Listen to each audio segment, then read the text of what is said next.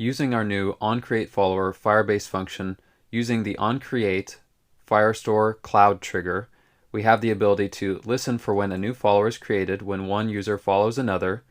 We get all of that followed users posts and add it to the following user's timeline on this timeline collection. Now let's do the opposite operation. We want to have a Firestore, a Firebase function called onDeleteFollower. So when a user unfollows another user, we want to remove all of that user's posts that were added to their timeline from the timeline. So say our current user unfollows the user Abe, we want to go to the current user's timeline at timeline posts and find every post where the owner ID is equal to the ID of the user that we unfollowed. We're going to be listening on the same collection. The only difference is that we're going to use a different trigger. So again, we'll use functions.firestore, select the document path with the document method, and we can just copy the exact same path as we had before. We don't need to rewrite it. And the trigger this time is not going to be onCreate, but it's going to be onDelete. OnDelete is going to give us the same values, snapshot, as well as context in that order. And this again is going to be an async function. Up at the top, we can console log follower deleted, and we can get the deleted follower ID from snapshot.id. And since we'll be using user ID and follower ID values, we can grab those variables from the previous function. And following the steps I just briefly explained, we don't have to do as we did before, which was get all of the user posts of the user that we're following. In the event that we're unfollowing a user, we just need to take the current user's timeline posts ref and find all of the posts for whom the owner ID is equal to the ID of the user that we're unfollowing.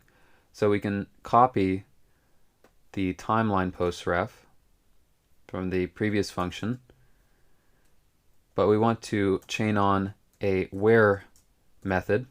We want to find where the owner ID is equal to, and to express this is equal to, we'll use the double equals operator expressed as a string, the user ID that we're getting from context.params. And we simply have to delete those posts. So here we can request those posts by awaiting timeline postRef.get, and we'll put the result in another variable called query snapshot. It's going to give us a list of documents, so we can iterate over query snapshot with for each. For each document, we first need to check to see if the document exists. If doc.exists, then doc.ref, not .reference, .delete, just like this. And that's all we need. So let's save index.js, and after any change that we make to our functions, we'll need to deploy it again. So we're creating a new one here.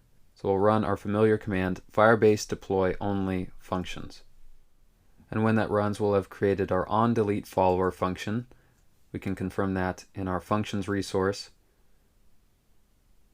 Now let's attempt to unfollow the user that we just followed. And at the moment, if we look at our database, we see for our timeline, we just have one user's timeline, and if we look at timeline posts, we see Abe's one post there. If we unfollow Abe, we see after a split second that post is removed. So our function ran successfully. And we can see more information by going to our onDeleteFollower log.